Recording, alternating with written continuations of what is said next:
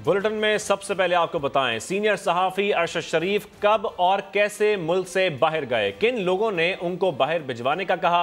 DGISPR lieutenant general Babar Iftikhar ने सब बता दिया। DGISI के हमरा प्रेस कॉन्फ्रेंस में उनका कहना था कि अरशद शरीफ की जिंदगी को पाकिस्तान में कोई खतरा नहीं था। जाहिर होता है कि खतरे का इंतबा मखसूस सोच के तहत जारी किया गया।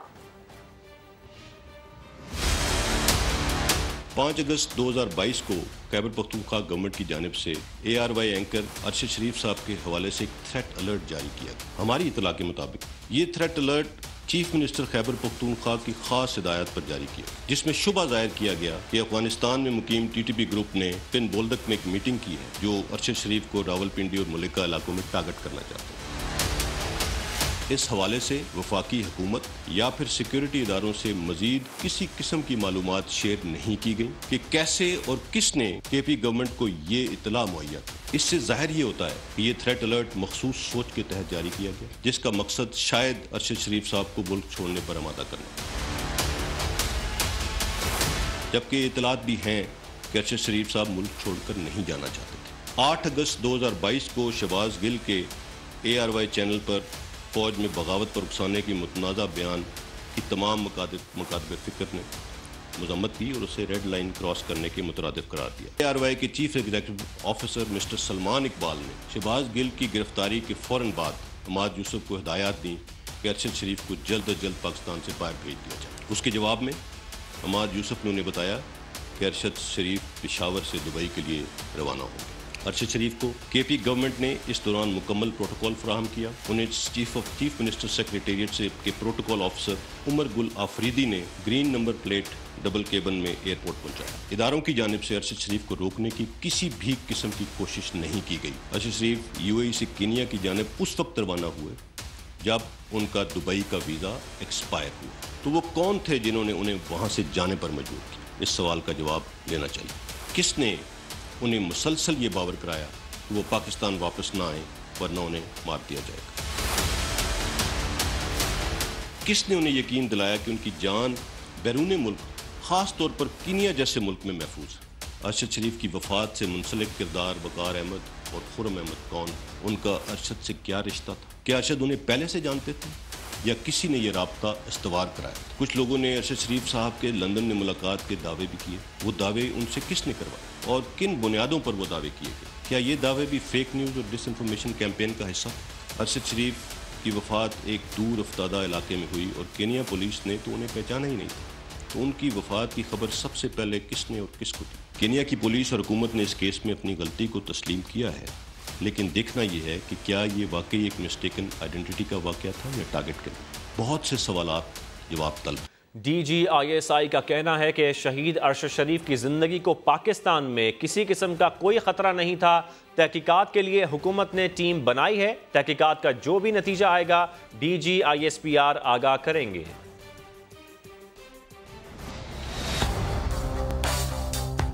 मेरे पास मालूमात हैं और तहकीक है, उसकी बुनियाद पे मैं आपको बता सकता हूँ कि शहीद अरशद शरीफ की ज़िंदगी को पाकिस्तान में कोई ख़तरा नहीं। यहाँ पर भी थे, एस्टेब्लिशमेंट से, मेरे अपने इदारे के लोगों से रब्ता था।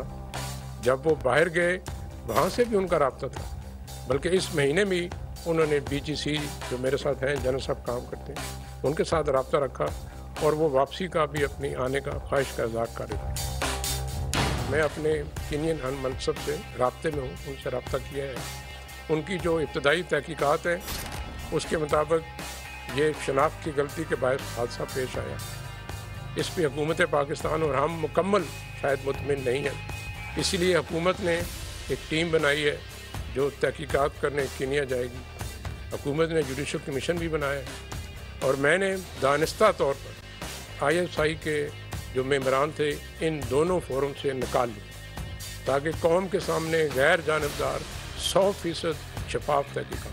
बाकी साफ़ी हजरात भी कहते हैं कि हमें फ़ोन कॉल्स आती हैं। देखिए, मैं कहूँगा कि ये भी मोस्टली झूठ है। हफ्ते पहले आपने मीडिया पे देखा कुछ शरारती लोग खुद ही एजेंसी का बंदा बन के एक दूसरे को कॉल करके वो मीडिया पे गया, तो हमारे लोग थोड़े फनकार भी हैं।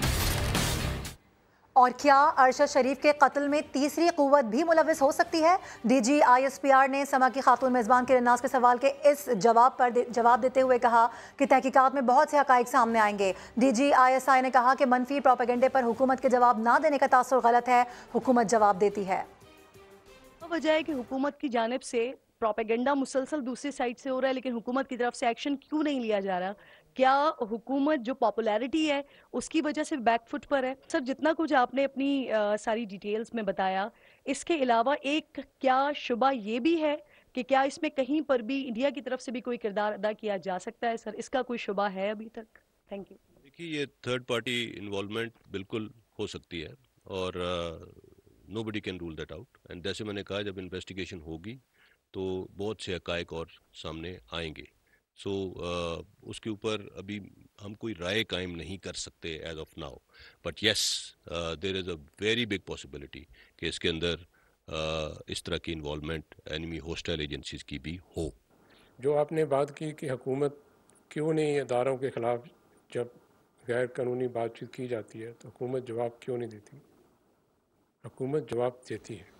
कीनिया में कत्ल होने वाले सीनियर सहाफ़ी अरशद शरीफ की नमाज जनाजा फैसल मस्जिद में अदा की गई। अरशद शरीफ को H11 कब्रिस्तान में सुपुर्द खाक किया जाएगा।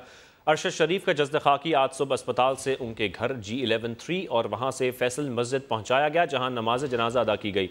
नमाज जनाजा में शहरियों की बड़ी तादाद ने शिरकत की। मैयत तदफीन के लिए H11 कब्रिस्तान पहुँचाई गई है, जहाँ सोगवारों की मौजूदगी में उन्हें सुपुर्द खाक किया जाएगा।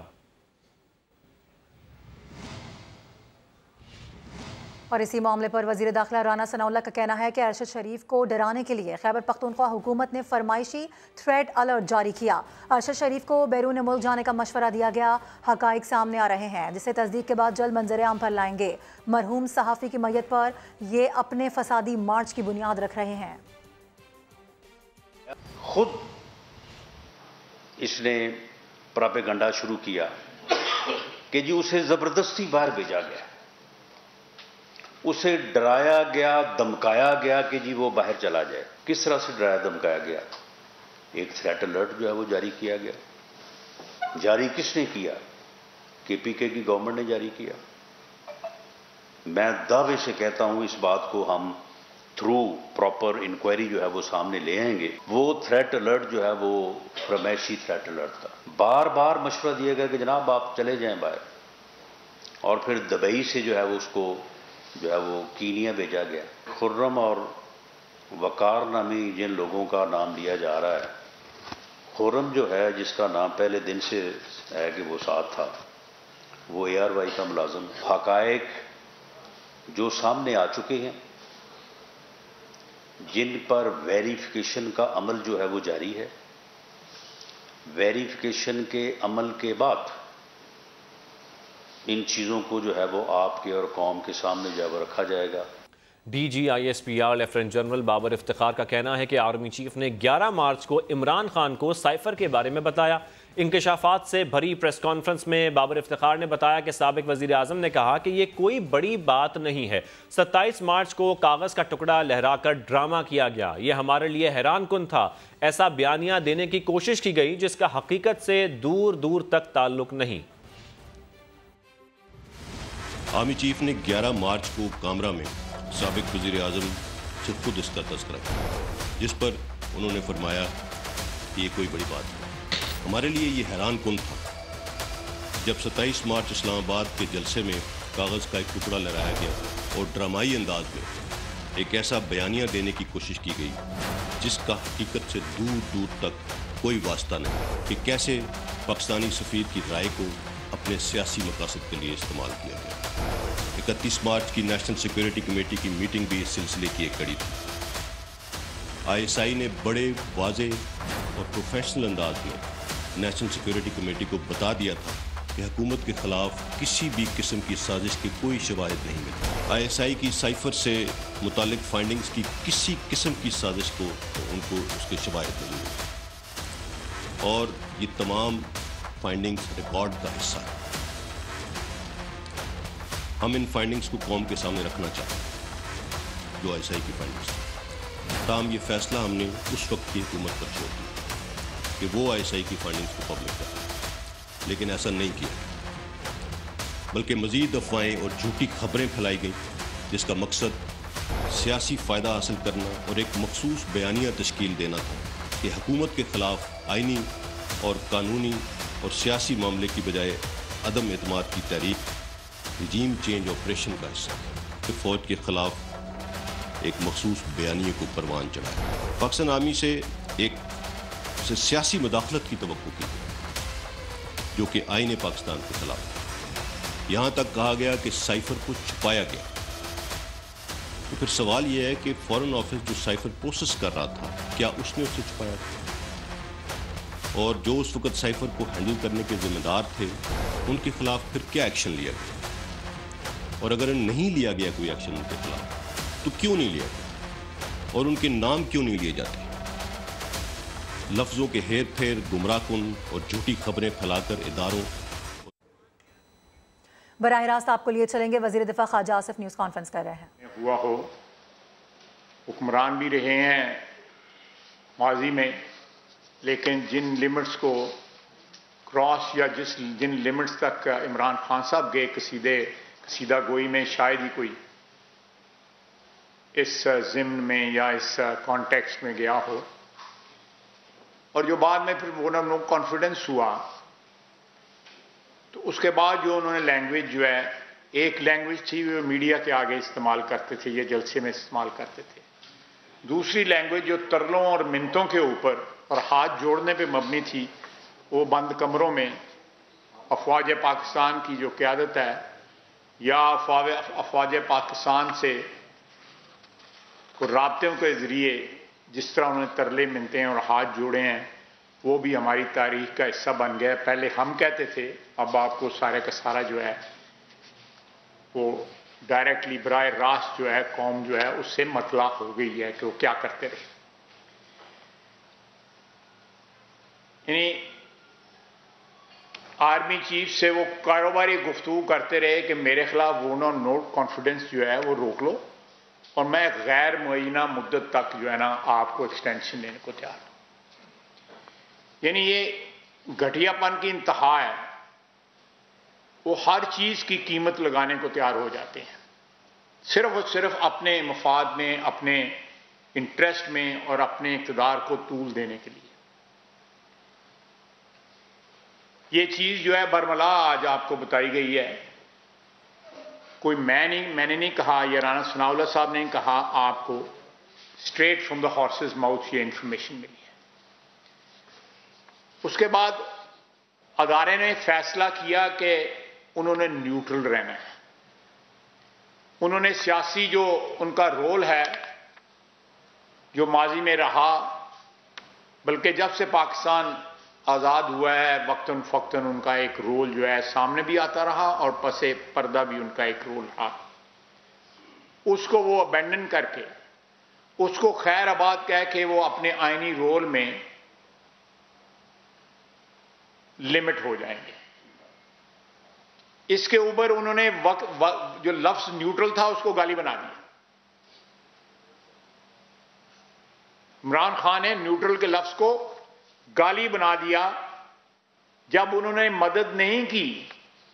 एक गैर आईनी कदम उठाने से उन्होंने इनकार किया और अपना गैर आईनी जो रोल माजी में 75 साल में जो कुछ रहा उसको बरमला उन्होंने उसका एतराफ किया और कहा कि आइंदा हम इस रोल को अदा करने से इनकारी हैं, तो उनको गद्दार कहा। एक लम्हे पे गैर मुअय्यना मुद्दत के लिए एक्सटेंशन दे रहे हैं, दूसरे लम्हे जो है गद्दार कह रहे हैं, मीर जाफर कह रहे हैं, मीर सादक कह रहे हैं और जानवर और न्यूट्रल कह के गाली दे रहे हैं। इस शख्स का ये असली रूप है, असली चेहरा है। जो शख्स जो है अपनी वालदा के नाम पे अस्पताल खोल के उसका माल जो है खुर्द बुर्द कर जाए, ये चीज जो है फॉरेन फंडिंग के केस में ये शामिल है। उसका भी उसको अपनी वालदा के नाम पे बनाए हुए हॉस्पिटल का तकद्दस नहीं है, तो किसी और चीज का क्या तकद्दस होगा। असली इमरान खान जो है आज इंट्रोड्यूस हुआ है पाकिस्तानी कौम से, उसका आज तारफ जो है तफसीली तारफ जो है कराया गया है। अगर अदारे का ये फैसला है, हम उसका एहतराम करते हैं,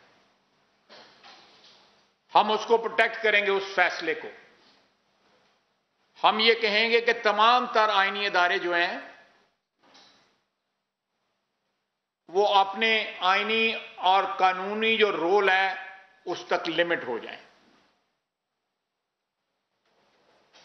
ये चीज जो है 75 साल से हम इस चीज को की डिमांड कर रहे थे, या हमें जरूरत थी, पाकिस्तान को की रियासत को जरूरत थी। अगर आज वो मंजिल हमने पा ली है तो हमें बजाय इसके कि उसको अप्रिशिएट करें, हमने उसको गाली बना दी है।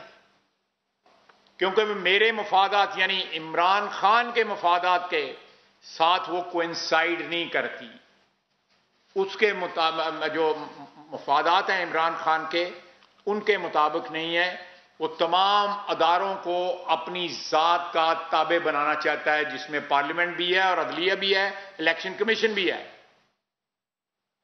अफवाज भी हैं। वो फर्द वाहद की हुकूमत यहां पे कायम करना चाहता था, कायम करना चाहता है, और हर चीज को अपनी जो विम्स जो हैं, मेहरबानी करेंगे, मेरी आपसे सदा है,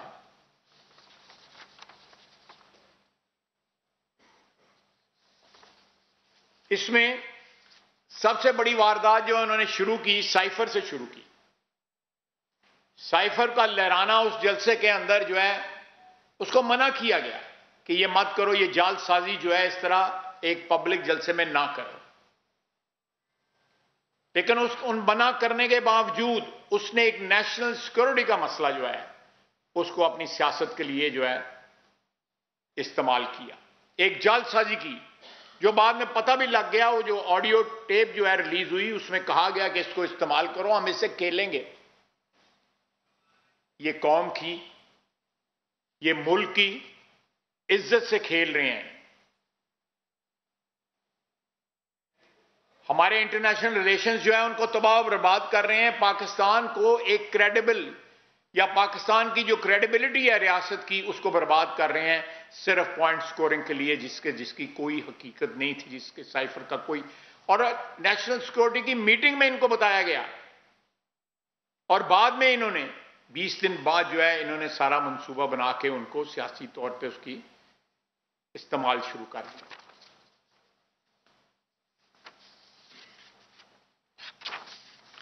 उन्होंने, मैंने यहां पहले भी प्रेस कॉन्फ्रेंसेस में आपकी खिदमत में अर्ज किया है कि शायद ही दुनिया में कोई ऐसा मुल्क या ताकत हो जो इस वक्त भी खून बहा रहा है टेररिज्म के खिलाफ जंग में।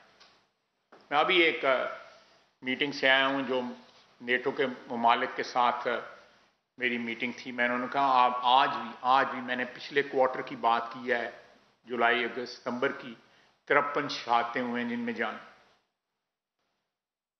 उन्होंने उस खून की भी तौहीन की इमरान खान ने, उसका भी मजाक बनाया। 3 स्टार जनरल और 2 स्टार जनरल शहीद हुए, ऑफिसर शहीद हुए, जवान शहीद हुए, उनका भी मजाक उड़ाया और ट्विटर के ऊपर और सोशल मीडिया पे उसको एक तफरीह का सामान बनाया अपने वर्कर्स के लिए। शोहदा का खून जो है हमारी रियासत के लिए, हमारी कौम के लिए एक रेड लाइन है, उसको क्रॉस ना करें। वो सुर्ख लकीर जो है, खून की लकीर जो है हमारे शोहदा की, उसको क्रॉस ना करें। उसको जो क्रॉस करेगा वो दुनिया और आखिरत दोनों में जो है जलील ख्वार होगा। ये मेरा ईमान है।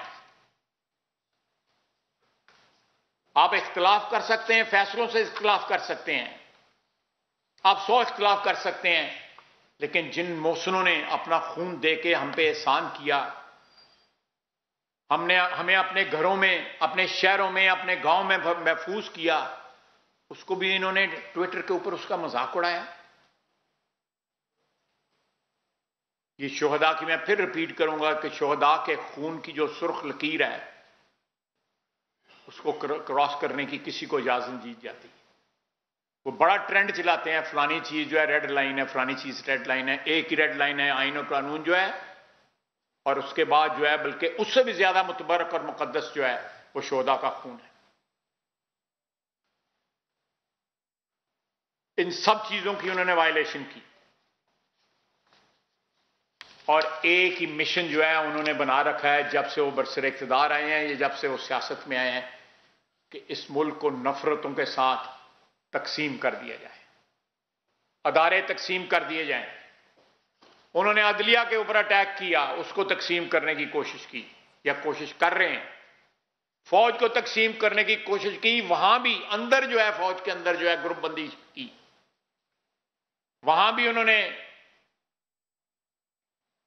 ये सिचुएशन क्रिएट करने की कोशिश की कि you are either with us और you are not with us, यानी अपने मनपसंद आदमियों को उन्होंने अलहदा कर लिया और उनको जो है, मैं डिटेल में नहीं जाना चाहता लेकिन सारी डिटेल्स आपके सामने आएंगी कि उन्होंने क्या क्या किया इस अदारे के साथ। अपोजिशन के साथ इंतकाम की एक आंधी आ गई इसके इक़्तिदार के दौर में, और उस सारी आंधी में जो है सारी अपोजिशन को कहा गया कि इनको सबको कैद कर दो अपोजिशन को, और जब इनकार किया गया तो उस पर भी नाराजगी का इजहार किया। फौज पाकिस्तान की है, फौज इस सरजमीन की है, फौज जो है किसी फर्दे वाहद की नहीं है। उनका खून जब बहता है तो इस धरती के लिए, इस जमीन के लिए, इस सरजमीन के लिए, इस पाक सरजमीन के लिए बहता है, किसी इंसान के या किसी पार्टी के या किसी के इक़्तिदार के तहफ़्फ़ुज़ के लिए नहीं बहता। वो जाने कुर्बान जो हैं इस सरजमीन के तक़द्दुस के लिए, इसकी हिफाजत के लिए कुर्बान करते हैं। इस शख्स को गलतफहमी है, निकल जाएगी इसकी, बड़ी जल्दी निकल जाएगी। दूसरा, मैं अरशद शरीफ साहब मरहूम का भी जिक्र आया, इन्होंने उसको भी सियासी कारोबार बना दिया। मौत का या किसी ताल्लुक के तकद्दुस का कोई ख्याल न किया। किस तरह वो गया, वो बाहर किस तरह गए, खुद कहा इन्होंने मैंने उनको भेजा है, मुझे पता है कि उनको किससे खतरा था। तो फिर कल अगर इनको बुलाया जाएगा कि भाई आके बताओ कि उनको किसने भेजा था और उनकी जान को किनसे खतरा था, तो फिर बताएंगे, बयान करेंगे अवाम के सामने, नाम लेंगे या अवाम के सामने। ये मुमकिनात में है ना ये बात कि उनको बुलाया जाए। एक बंदा कह रहा है कि मुझे पता है कि किसने जो है उनको धमकाया, डराया और फिर मैंने उनको बाहर जाने का मशवरा दिया।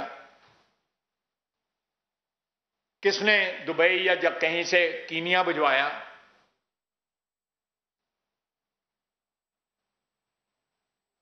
इस पे तो उनके पहले एम्प्लॉयर का नाम भी याद आ रहा है, कहा है ना उन्होंने, ये प्रेस कॉन्फ्रेंस में उनके एम्प्लॉयर का नाम भी आ रहा है, और ये कल का मशहूर हुआ है उनका नाम जो है। तो ये अब कोई जो है वो सारी बातें जो है स्याह और सफेद के दरमियान होंगी, कोई एम्बिग्विटी नहीं होगी, कोई ग्रे एरियाज नहीं होंगे। तमाम लाइनें जो है इमरान खान क्रॉस कर गया है, और जिस तहम्मुल का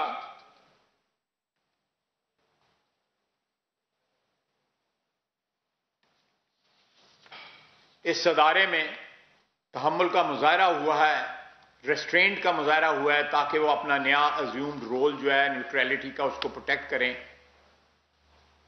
सर से पानी गुजर गया तो उन्होंने पिछले 4 दिन से जब से रहलत हुई है अरशद शरीफ साहब की, जिस तरह उसको सियासी मकासद के लिए इस्तेमाल किया जा रहा है, ट्विटर के ऊपर, फेसबुक के ऊपर, सोशल मीडिया के ऊपर, कि एक मौत का तकद्दुस जो है, एक जान का नुकसान जो है, उसको भूल के सियासी मुनाफा कमाया जा रहा है। नुकसान भूल गए हैं कि एक दोस्त जो है या एक बेटा है, एक बाप है, एक शौहर है, उस रोल का नहीं, इस मौत से कितना मुनाफा कमाया जा सकता है। इमरान खान और सारे लोग जो है इस साजिश में जो मुलव्वस हैं, खुद कहते हैं कि मुझे पता था, खुद कहते हैं कि उनकी जान को खतरा था। तो बताएं ना, अपना बयान रिकॉर्ड करवाएं कि किस चीज का आपको पता था। ये आने वाले दिनों में मैं ज्यादा इस पे इसलिए कमेंट नहीं करूंगा कि आने वाले दिनों में एक गैर जानबदाराना जो है एक तहकीकात को बंदा इन्फ्लुएंस करता जो है वो नहीं करना चाहिए। जो है कि थ्रेट अलर्ट जो है वो केपी की हुकूमत ने जारी किया और फिर वहां से ही, मैं गलत तो नहीं कह रहा, वहां से पेशावर से ही भेजा गया ना। फिर उनके पास क्या इंस्ट्रूमेंट्स हैं केपी की हुकूमत के बाद, थ्रेट अलर्ट जो है शाम उनके पास आईबी है, एफआईए है, आईएसआई है, कौन है? उन्होंने फेडरल हुकूमत को क्यों नहीं बताया कि थ्रेट अलर्ट हमें आया हुआ है और हमें इनकी जान को खतरा है और इसलिए इनको बाहर भिजवाया जा रहा है और फलां लोगों से जान को खतरा है। केपी की हुकूमत भी बताया कि उन्होंने क्यों नहीं ये चीज जो है वफाकी हुकूमत को बताई। क्या उनके जो मफादात थे वो अरशद शरीफ की जान से ज्यादा कीमती थे या उनको ज्यादा अजीज थे? ये चीज तो अब खुल के सामने आ गई है कि क्या चीजें उनको अजीज हैं, क्या उनके मफादात हैं।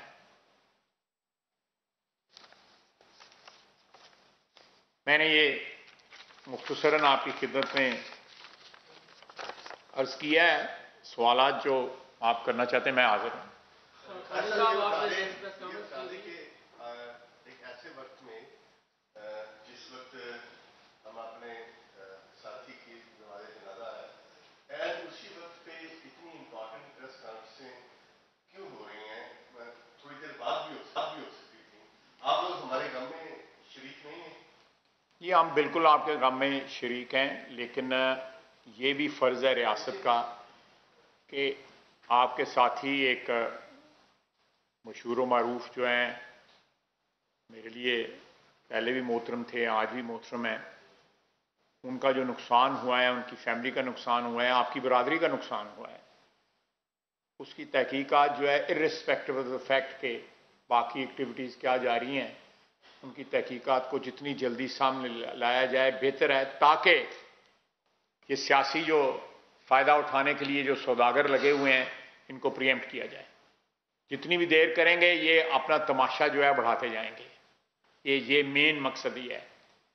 अगर इस सिलसिले में आप समझते हैं कि ये जल्दी हुई है तो इसमें भी अरशद शरीफ साहब की जो मौत है, उसके जो मुज़मिरात हैं या उसके पीछे जो लोग हैं, उनको सामने लाना जो है वो बहुत ज़रूरी है, बहुत ज़रूरी है। और मेरा ख्याल है ये भी एक तरीका है उस चीज़ का एहतराम और उसका तकद्दस जो है बरकरार रखने के लिए। आपने जैसे भी बात की, इससे पहले राणा साहब प्रेस कॉन्फ्रेंस हुई और उससे पहले एक आम सी ब्रीफिंग हुई। ये बताइएगा कि एक अरसे से जो है ये चीज़ें चल रही थी कि मुल्क को हकीकी जमहूरियत की तरफ जाना है। 2006-7 में हमने देखा था कि जब परवेज़ मुशर्रफ साहब गए थे तो ये कहा गया था कि अब सियासत से इदारे का किरदार नहीं होगा, वो अपने दायरे में मौजूद रहेगा। लेकिन फिर हमने देखा कि 2013 में एक घटना आता है और दूसरी सूरत बनती है। आज दोबारा उस सिचुएशन पे पाकिस्तान खड़ा हो चुका है। मुल्क आगे तरक्की करते हैं लेकिन पाकिस्तान पीछे क्यों जाता है? क्या इसमें आप ये नहीं समझते जहाँ पर इदारे ने अपनी गलतियों से सीखा है, सियासतदान भी अपनी गलतियों से कभी सीखेंगे या नहीं सीखेंगे और ये सूरत हाल ऐसी जारी रहेगी? हुकूमतें हमेशा मुलाकात से मामला। आप इतना लंबा सवाल कर रहे हैं, मैंने भूल जाता, मेरी उम्र जी याद रखने वाली नहीं है। आप तो मेरा ख्याल है मैं नहीं इतनी देर बोल रहा जितनी देर तुम बोल रहे हैं। देखें, बात असल में यह है, मैं आपकी बात जो मुझे याद रह गई है उससे पूरा इत्तेफाक करता हूँ। ख्वाजा आसिफ इस वक्त प्रेस कॉन्फ्रेंस कर रहे हैं।